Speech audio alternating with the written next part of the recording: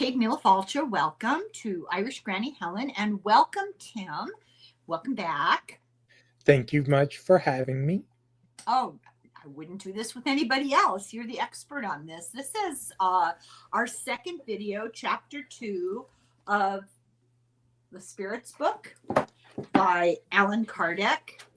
And we both agreed we don't like this chapter.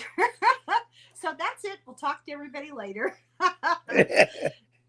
So, What Tim, it what's is, your it's what it is. It's.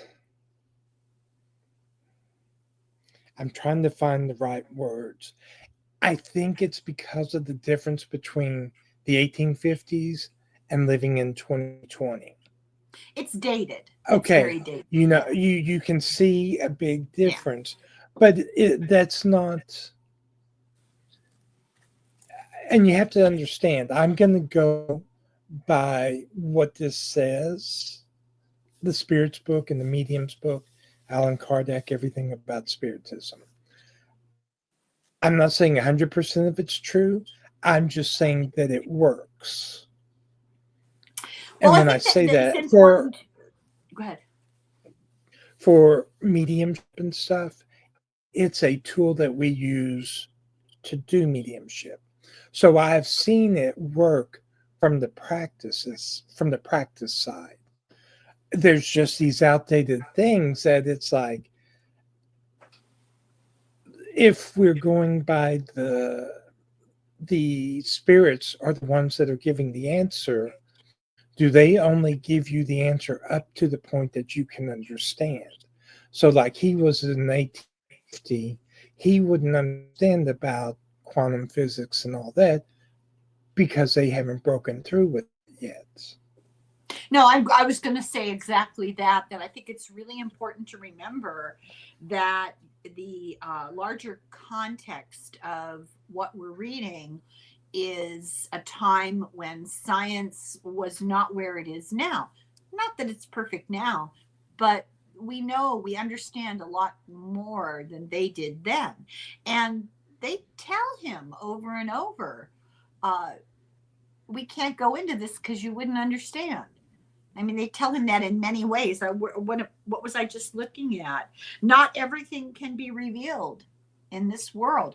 So there's a couple of different layers here. Some stuff, as human beings, I guess we're not intended to know yet.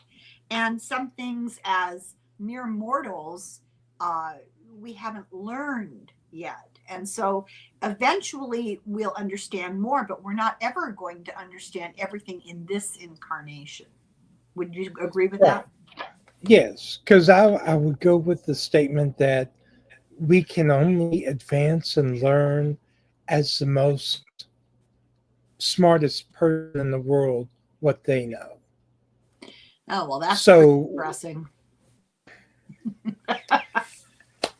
I'm being optimistic. I have not yet asked you to read a poem that is important to me. Oh, So what part? I'm being Have we it gotten there yet? is it's not in the book. It's a book, or it's a poem that we use in the mediumship,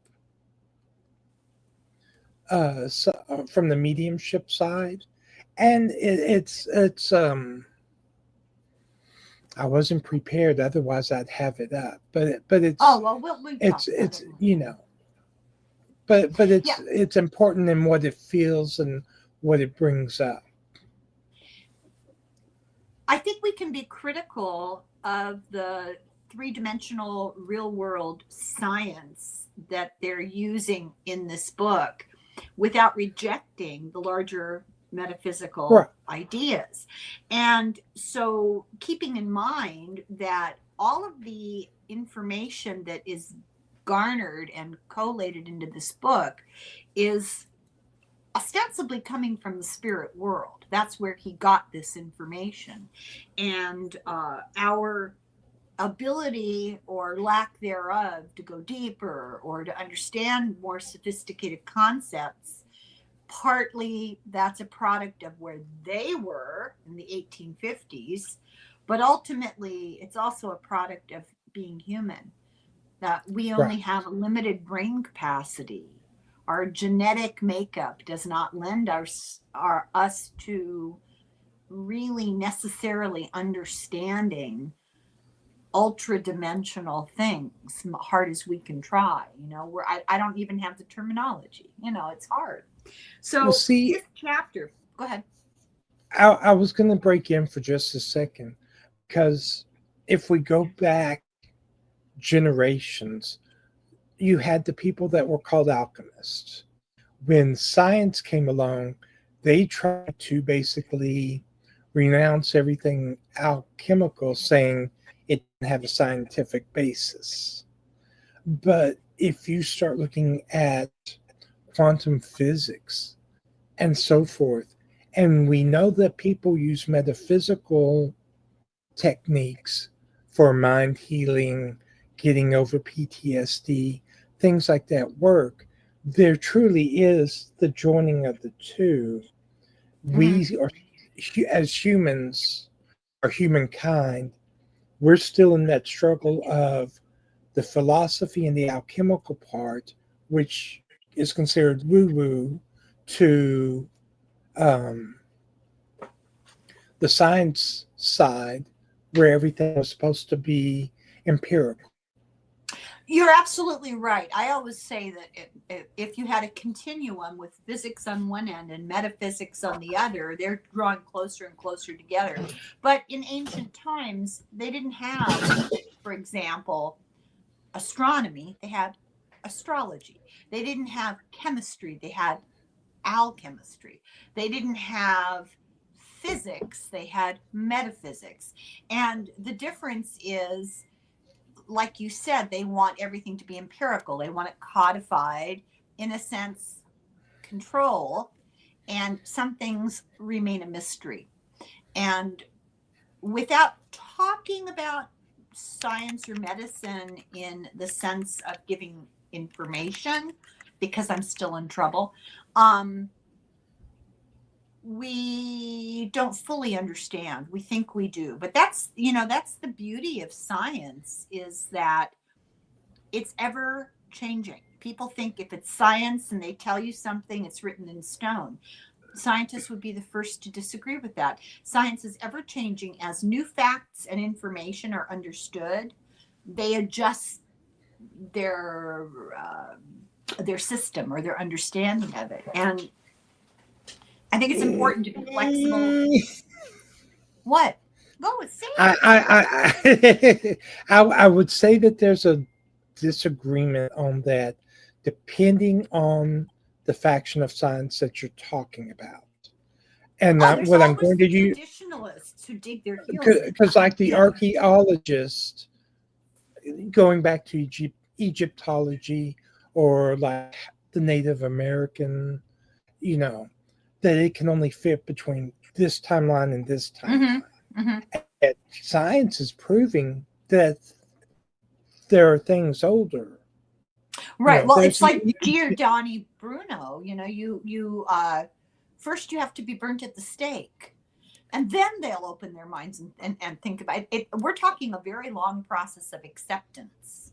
right, and because there was his name was Thales, Thales, considered the first philosopher, Greek, way back.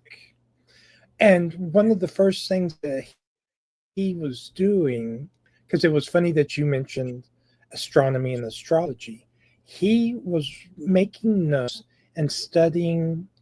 Um, I won't. If I am trying to remember, and I didn't look it up offhand, but he was watching like a comet coming by and marking it, as well as like a solar eclipse, lunar eclipse, marking things like that in the sky.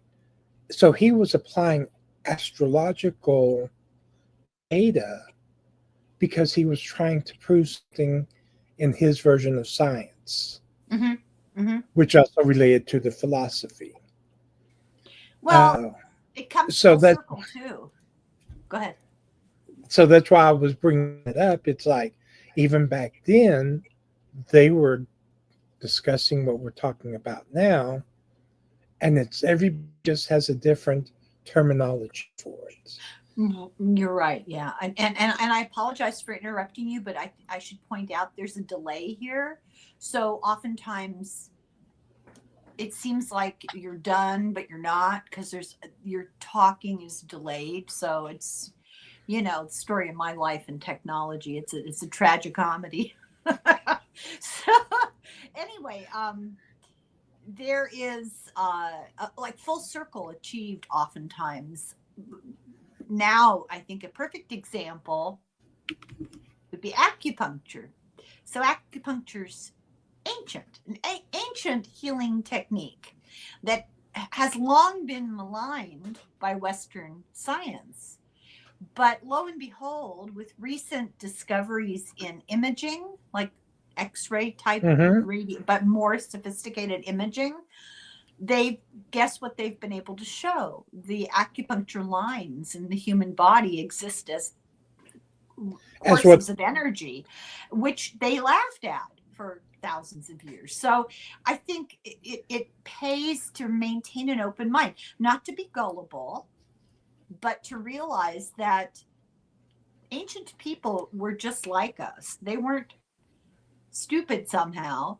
They had less information at their fingertips, but they were intuitive, and they made up for lack of facts with a better honed sense of intuition, and oftentimes hit on truths without really being able to understand why. So we're catching up. What they knew about acupuncture, we're being able to show now. They couldn't explain why it worked, but they knew it worked.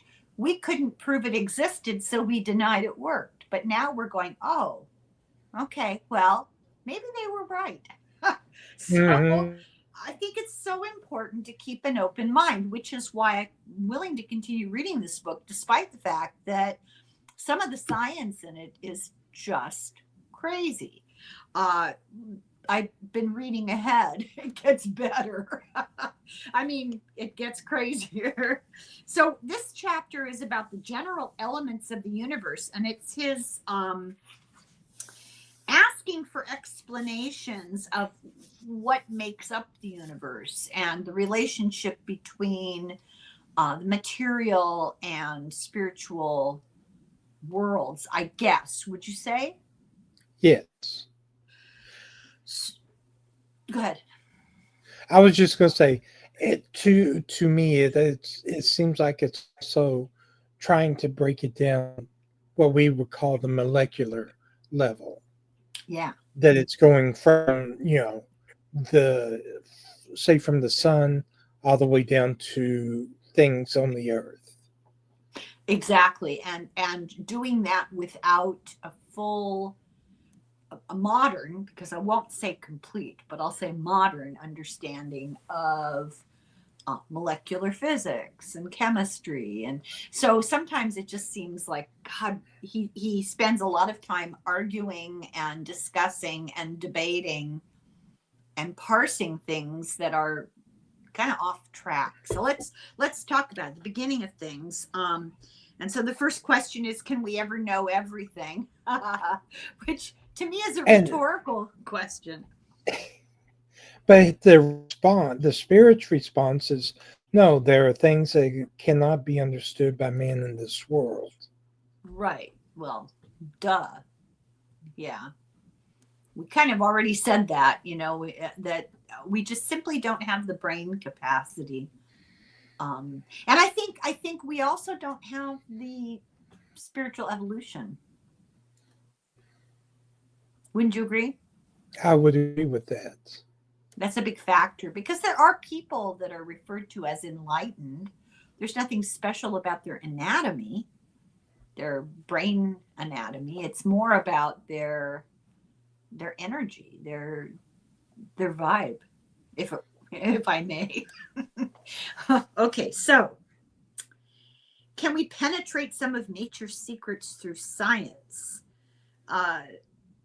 Once again, this is a time period where it was very important to justify everything by putting it into scientific terms, then it would be taken seriously, right? Right.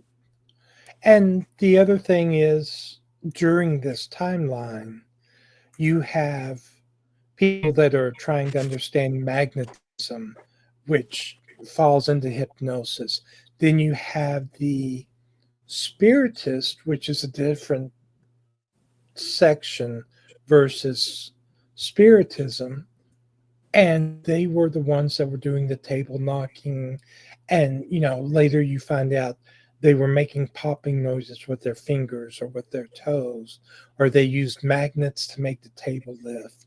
So he was always trying to prove scientifically what he had that things were not false.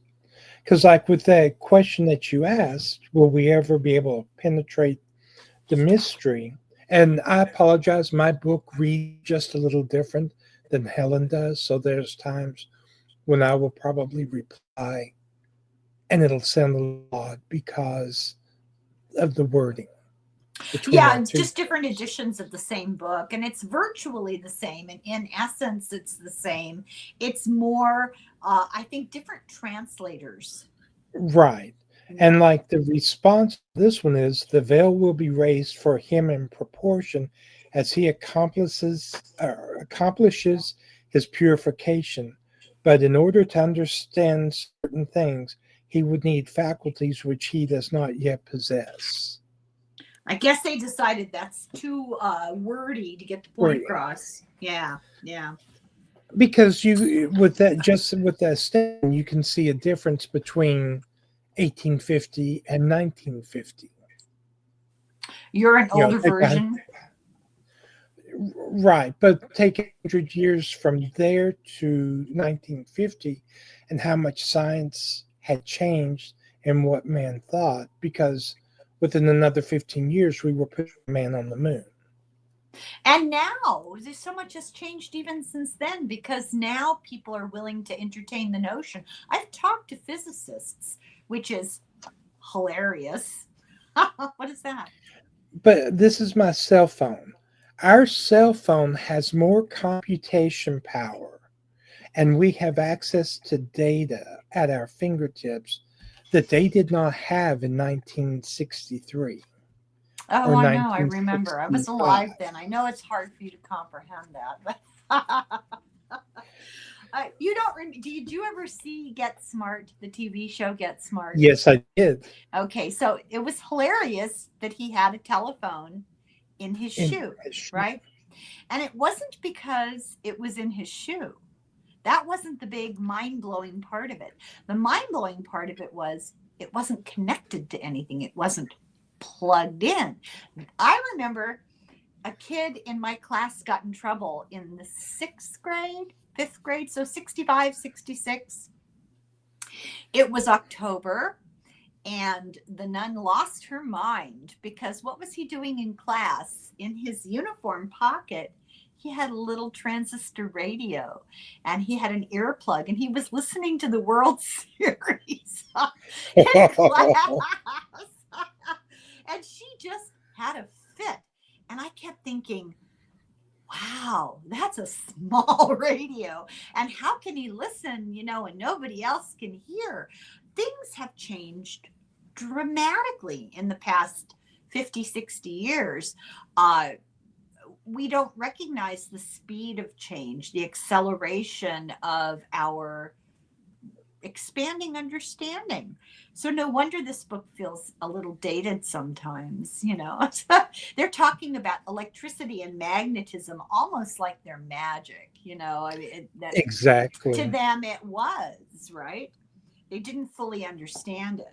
And it's not even that long since it's the same distance from the 1960s till today, roughly, as it is for them in the context of this book to Ben Franklin recognizing that lightning was electrical.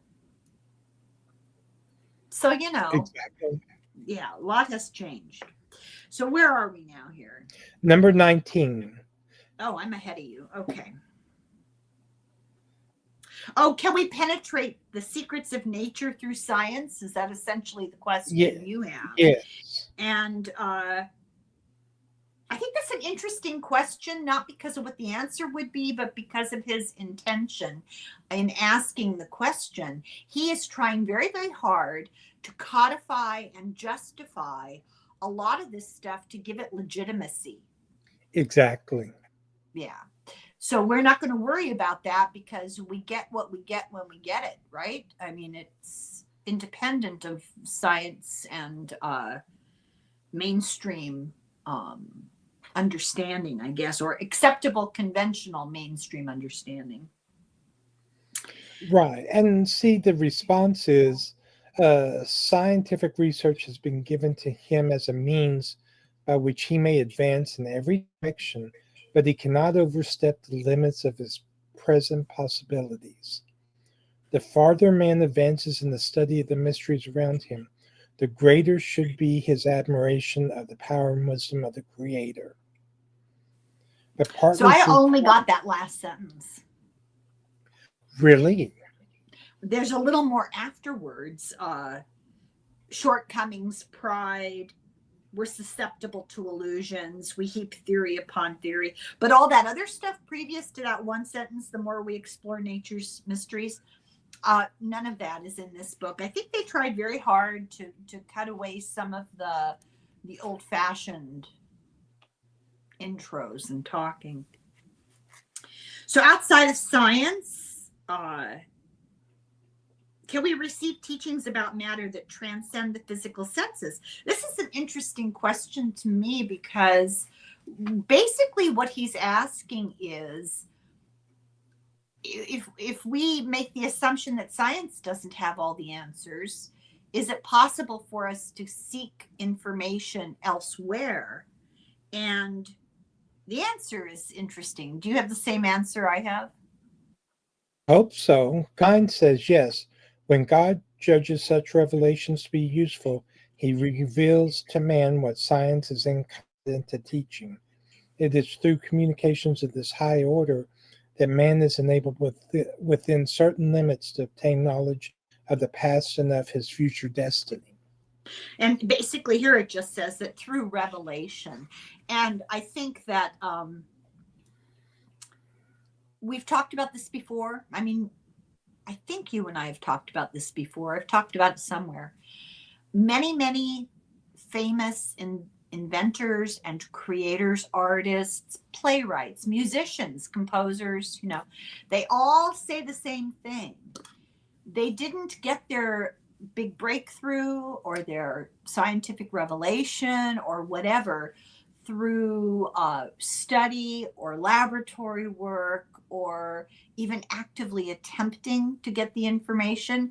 They got it from daydreaming or dreaming at night or staring out the window or spacing out.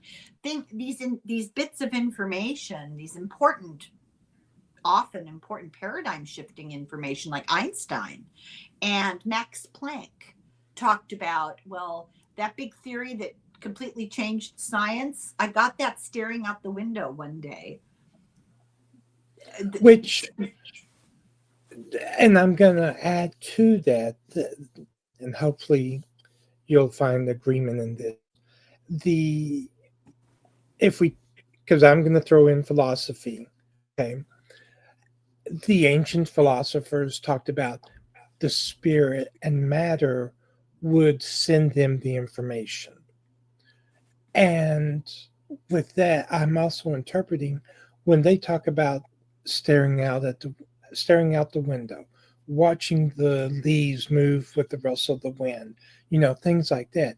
They are basically putting their mind into a higher order, like what we would do.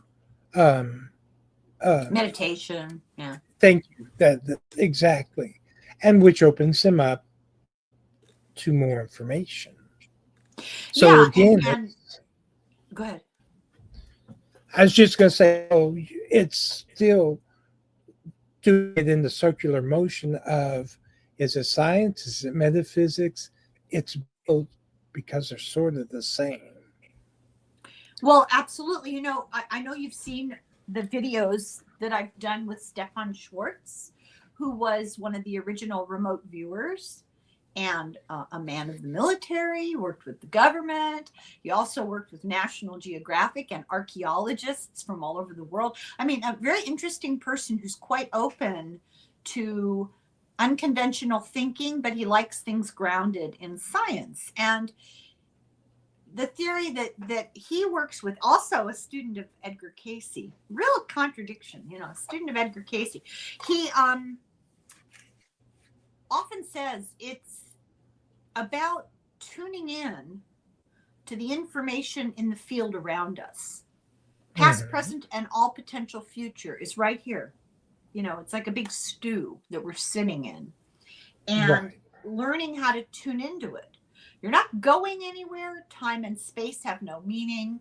It's just about wavelength, vibration. You know, terminology's touchy here because we don't have adequate vocabulary, but tuning, the ancients would call it connecting to the ether. Same idea. Plato was all about that. Plato, you know, talked about consciousness being external. Yes. And even today we struggle with that. A lot of mainstream people would say that our consciousness is generated from the brain.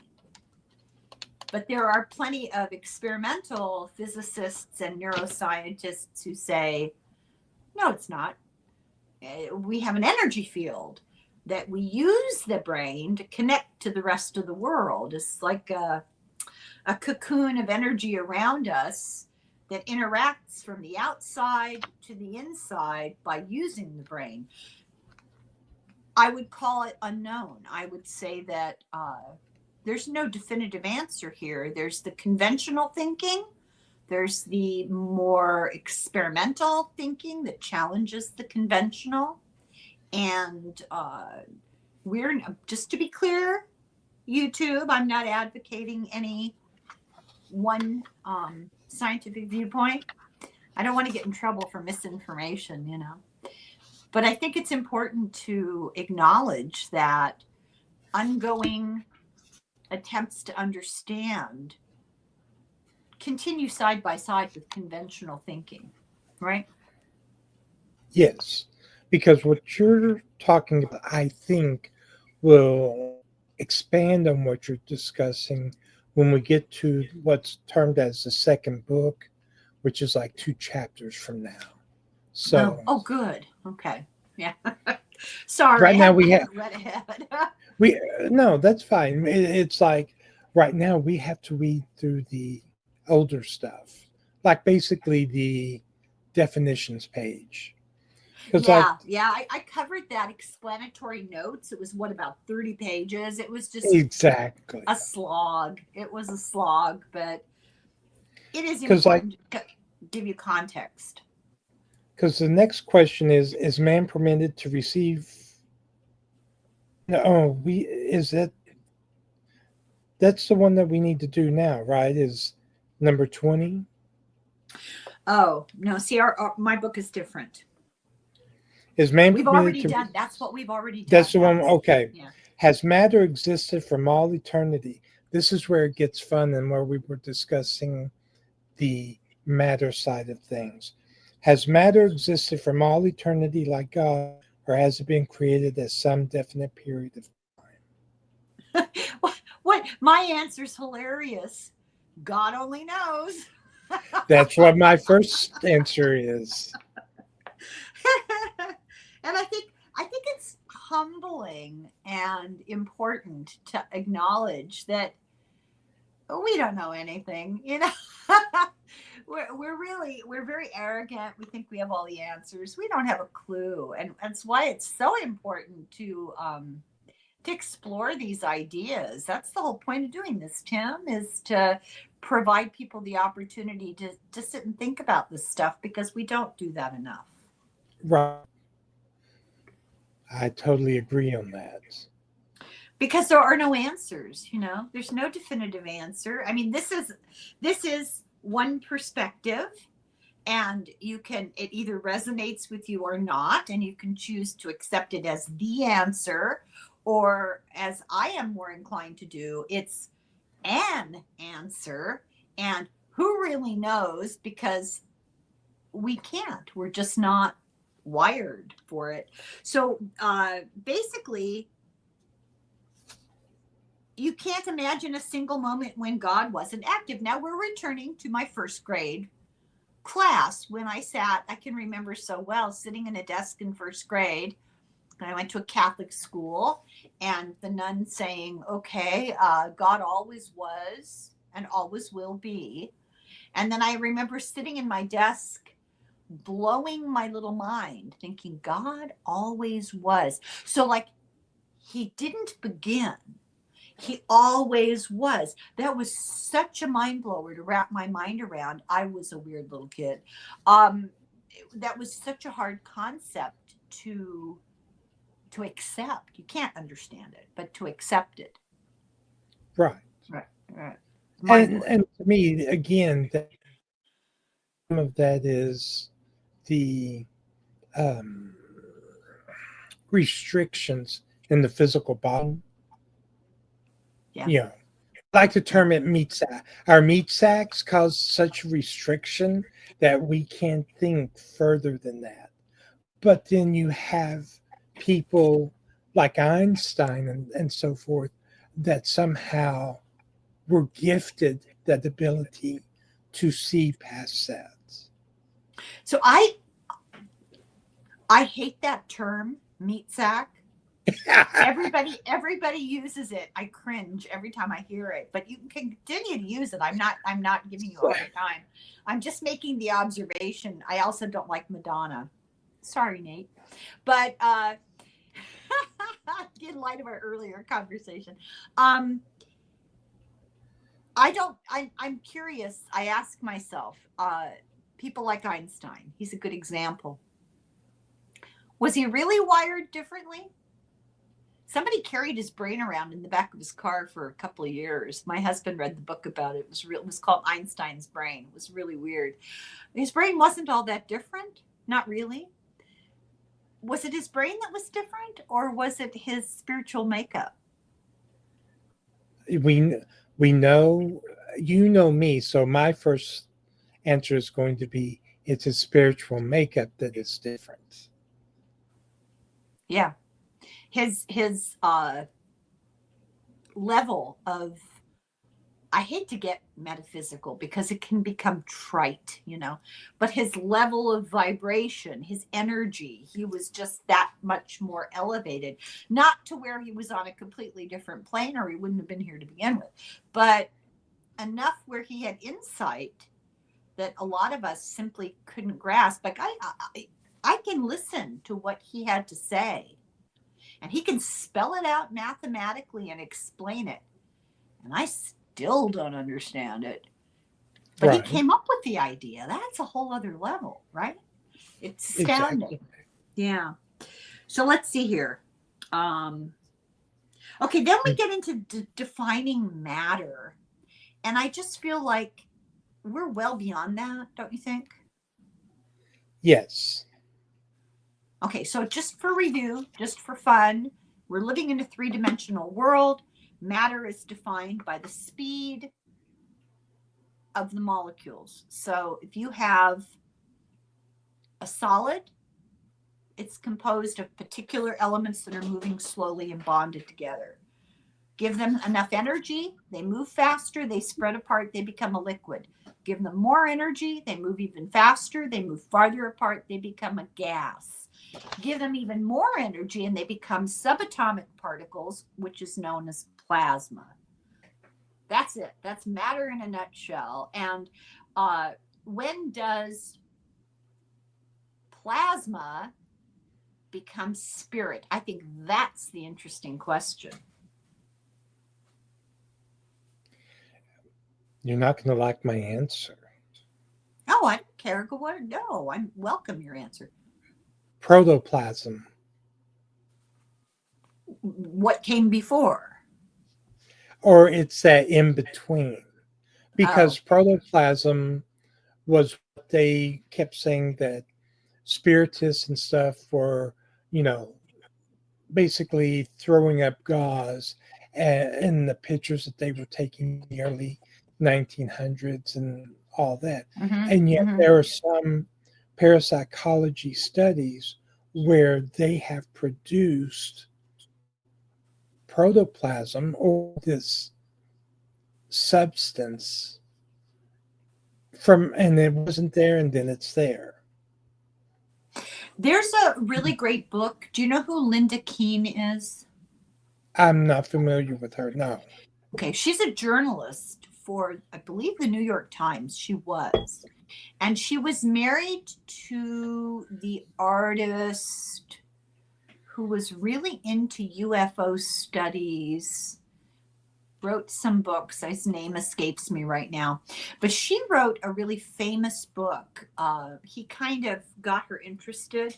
And she wrote a book called UFOs, Generals, Astronauts, Scientists, something like that, talk about their stories. And it was a collection of first-person narratives of people in those fields, like pilots and astronauts, who have had encounters, right? And then she, Right. Bud Hopkins, that was his name.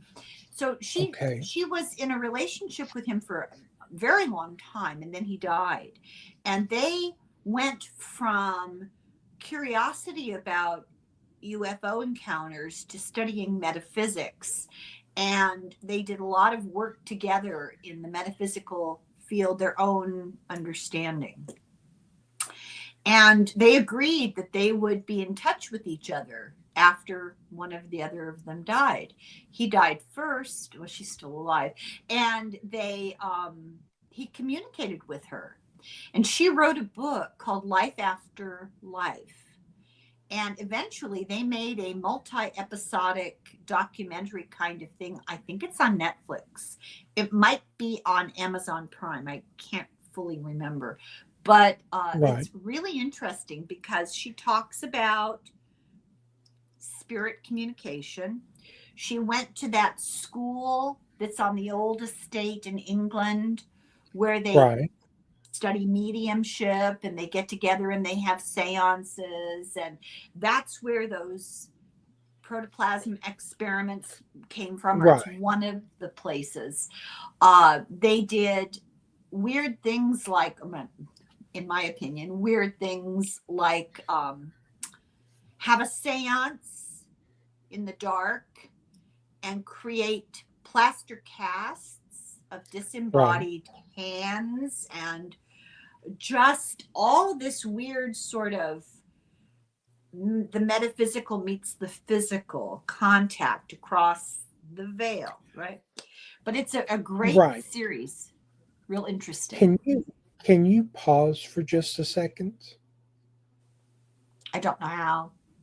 Okay. I need to step away real quick and I'll be right back. Okay, well, I'm going to go through the next question. Bye. Okay. Okay, so the next question we have is, well, they talk about the definition of matter, and we covered that. So what is spirit? And this is, we shouldn't be out talking about this without Tim, but what is spirit? The intelligent principle of the universe. And essentially it says it's impossible to explain spirit in human terms, in human language. To us, it seems not real because it's not tangible. It's not something that we can put our hands on. It's not physical. It's for us to understand something, we need it to be substantial, something objective that we can point to and touch with our senses. But there's no such thing as nothingness. There's something beyond the physical. And keeping in mind that this was a discussion being had quite a long time ago, it asks, is the word spirit the same thing as intelligence? Are those synonymous? And the answer is intelligence is an essential quality of spirit. They merge, but they're also separate. So that's interesting. Is spirit independent of matter? And the answer to that is yes, that spirit and matter are distinct, but it's necessary to join spirit and matter together to have intelligence. Now, to me, this is all, intellectually interesting, but it feels unnecessary to me because really, what he's trying to do is find 3D real world justifications for spiritual mediumship. And I don't even feel we need to do that. Oh, hi, I'm talking without you. He goes on to talk about the difference between spirit and matter and intelligence, that you need spirit and matter joined to have intelligence. And I was just saying that I don't think any of this matters all that much. He's trying to justify spiritual mediumship and make it palatable for people who want proof. And I feel like we need to reach a point where we're willing to entertain things that don't necessarily have three-dimensional physical proof. And that's hard because it's not legitimate in our eyes unless there's something that you can tangibly, substantively hold on to. What do you think? Well, for most of that, yes. But then from personal experience, I have to say that I no longer have to have physical proof Mm-hmm. because of the experiences that I had. That for me, it shows, whether I call it angels, guides, the Holy Spirit, or just spirits in general. I have seen in action things that I cannot explain, but it didn't come from me. Well, Or we're in complete agreement. That's kind of what I was saying, that I don't think it matters. I don't need proof. I don't need tangible, three-dimensional, real-world material proof of anything. I have learned to trust my gut instinct, and I can feel when something resonates as the truth or not the truth most of the time. And being able to explain it in three-dimensional physical terms, it's optional. It's Mhm. good, but you don't need it, right? And I think for a lot of people, because we live in such a materialistic world, a lot of people cannot accept anything that cannot be proven physically. Right.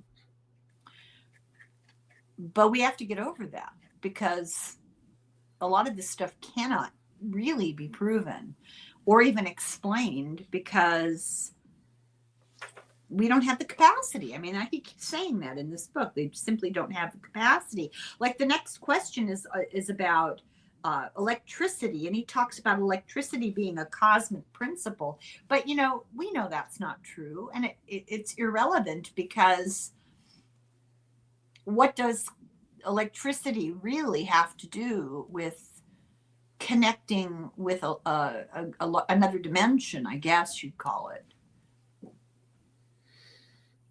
Um, I'm trying to catch up to where you're at. So, Oh, I think number 28. thank you. A lot of what he went through in that other section there that you missed is trying to parse the difference between the spirit world and the material world and intelligence. And I think Right. there's a lot of energy being put, a lot of effort and in mental thought being put into things that don't really even need to be debated. I don't know, maybe it's just me, but I feel like, really, are we going to spend time fighting about that, arguing about that, debating about it, or are we going to move on? I would say that this stuff is a given and let's move on. Right. And I agree with that because I would turn around and say, through psychology, we have proven some of this. Exactly. It's dated. Yeah. So we could just skip this part that talks about is intelligence matter, or is intelligence, who cares? Right. And then they go on. The rest of the chapter is about the properties of matter, and he's talking about molecules and elements and relative properties like gravity and weight and those forces of the universe. And a lot of what he talks about is sort of a partially informed understanding from his time period. Wouldn't you say? I would. I was looking at the answer for number 34 at the bottom. It says, in my book, it says constant for the primitive elementary molecules, but variable for secondary molecules, which are themselves only. The term they use is agglomeration of the primary ones. For what you term a molecule is still very far from being the elementary molecule, which to me, or my interpretation, would go into the quantum physics, where I Right. had a priest telling me that you have your your atom, and then there's a proton that is circling the atom, and they have proven scientifically that as it orbits, 1 minute it's there, and then they've taken a shot and it's not there, and yet it reappears in another orbit. So he goes, it doesn't stop existing. It's existing. It's just not in a field that we can understand. Right. And we don't really have an explanation for it. So we have a choice. We can debate endlessly. What is this? How do we explain it? We don't know. What does it mean? I'm not sure that we could even figure that out. I think I get impatient with that kind of parsing of things that really there's no resolution right now. I feel like that's for the quantum physicists to worry their little heads about. Uh, I'm more practical. How does this manifest in our lives? What does this mean for us as spiritual beings? Sorry, there was a lint. Spiritual beings. It was lint or something from another dimension. I don't know. So anyway, I found this chapter unsatisfying. I hate to be a bummer. How did you feel about it? You're no, it's very a basic primer. That So is outdated. That is outdated. Yeah. It doesn't hurt to think about these things, but the questions that they're asking have long been answered to the best of our ability, and we've moved beyond that. I often think, when I'm reading this book, I often think of the Hermetic principles, the Kybalion. They talk about different planes of existence that go on to another level, to another plane, and all the different purposes of each plane. And for me, that almost seems complementary to the notion of the vibrations that make solids and then make liquids and then make gases. We're just trying very hard with our inadequate mental ability to explain things that are beyond our ability to understand. And I guess I'm pragmatic. What does that serve us if we argue and debate these difficult to explain concepts? Does that really serve our understanding and our own evolution? Yes. Okay. All right, then. We'll talk later. And the reason that I say that is it's going to bring in a term that a lot of people may associate with, or they may not. Faith. Yeah, I don't. Okay. I'm not a big believer in faith. But what is it, the faith you're trying to be faithful in? Well, I think you have to define the term. Because, as an example, is it there, is it not there? I take it on faith, it's there constantly, even when I can't see it. And I will even take a step further that for when I worked at the diocese, and I with very stringent religious personalities. Okay. Oh, yeah. Oh, I know. Okay. And I'm not talking to priests. They were far more normal. Open-minded. Yeah. Exactly. They had discussions that would make the people run out of the room. Hey, Paul Wallace says that in his books. He says all the time he's talked to numerous clerics on a high level, theologians, big shot thinkers in different religious belief systems. They all say the same thing. We know there's way more. We know that these big concepts would shake up ordinary people. You can't talk about this from the pulpit of your neighborhood church. People would lose their minds. It shatters their certainty. And there really is no certainty.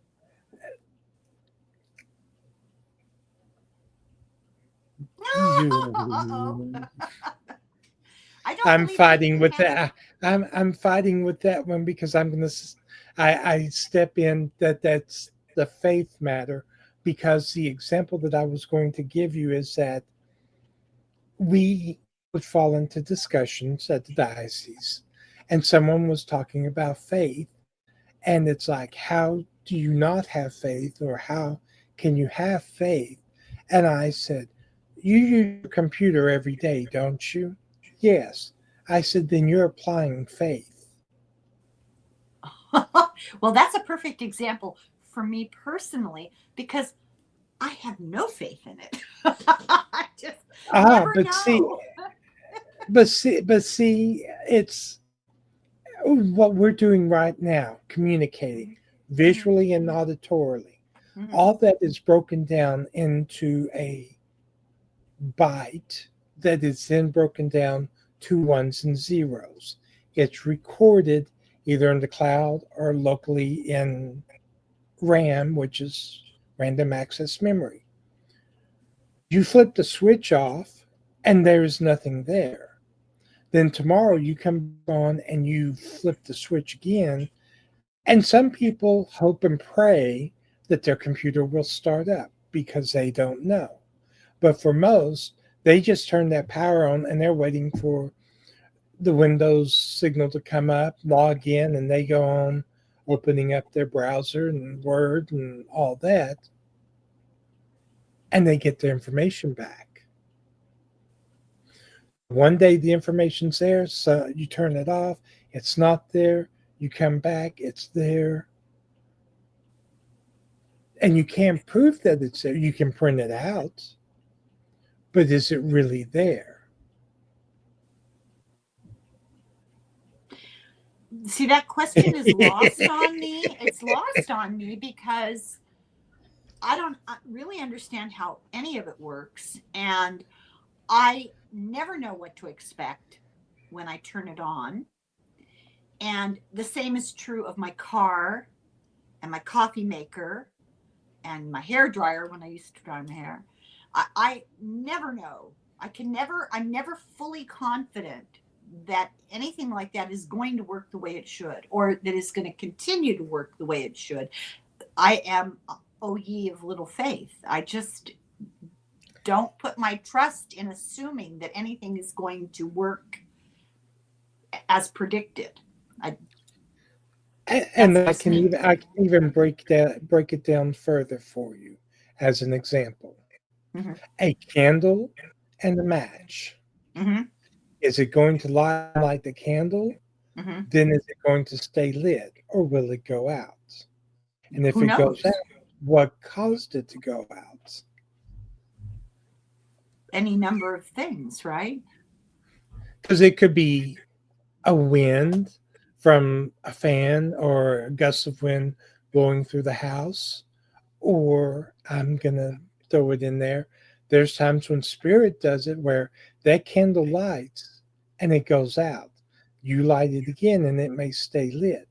But if you are feeling it and you ask, can you make this candle go out? And it goes out when it has been lit for 30 minutes, how can you not say something, some kind of force other than you blowing on it caused that candle to go out? Well, I've just never seen that happen. I've never asked a candle to go out and have it just go out. So I don't know. I see what you're getting at, though. I do see what you're getting at. And I'm not disagreeing that there are things that we can't explain that exist. Right. But, And but where I'm we're not putting taking it. that on faith. There's empirical proof of it all the time. Precognitive dreams. Doing predictions and then having them come true. Where does that come from? I do believe that we live in an energy field. And just because we can't explain it and we can't see it, we're not sure about how it works, doesn't mean it's not there, because we see the end result. Wait till you get further in the book. Okay. There's nothing I like better than a good debate. Exactly. It's like, oh wait, you haven't even opened that can of worms yet. Well, I think maybe next time we should start out with the definition of the word faith, because I think it might mean different things to different people. Oh, it has to mean different things to different people. I don't But mean that your faith is different. I think the actual noun is different for different people. right, Yeah. right. So that's your homework. Because I'm not talking religious. I'm going to say a metaphysical label. Yeah, I understand that, because we have faith that gravity will continue to work. But see, we understand that a little bit better than we used to. So we have. But see, What? you can't put that one. How do you put that one as a faith and then not accept Because that's something? why I said you have to define your terms. Because when you throw the word faith out, I immediately think of unquestioning religious belief. So we need to define faith and maybe analyze that a little bit before we And do the I next will look chapter. up that poem for you for next time. Do you know who wrote it? I will have to look it back up. I have it Okay, doesn't bookmarked, matter. and I just don't have it at hand. Yeah. I want to say it's called The Castaway, but I'm going to have to double check that. But I will get it and send it to you. Okay. So that you have it. Thank you. And that way we can talk about it. Well, this has been a really interesting conversation, and I think it opens the door to a lot more metaphysical debate. This is just the beginning, And I didn't think our conversation would take the turn that it did based on the chapter alone, because that was drier than a mummy from 3,000 years ago, okay? It was horrible. And the next chapter is worse. While I was waiting for you, I started to read it, and I was just going, oh God, this is just giving me a headache. This is ridiculous. It's like trying to argue mandrake roots with a 12 in the year 1200. It's just crazy. So you have to remember, that was my background. I was a biology major in college. That's so, science was where I came from, but I don't espouse the religious practice of science either. So, because I have no faith. happy note. Thank you, Tim. It's always fun. I hope people enjoyed this, and welcome comments if people want to join us. Maybe we'll put Tim in charge of doing some lives, because you can't trust me with a computer, and we'll interact with people if people are interested. All 2 people who listen. Yes, and any questions that y'all have, please leave in the comments. So. And we won't know because we don't have the brain power to answer, but you're welcome to ask. Thank you, Tim, and thank you everybody very much for watching, and slán go fóill, slánte.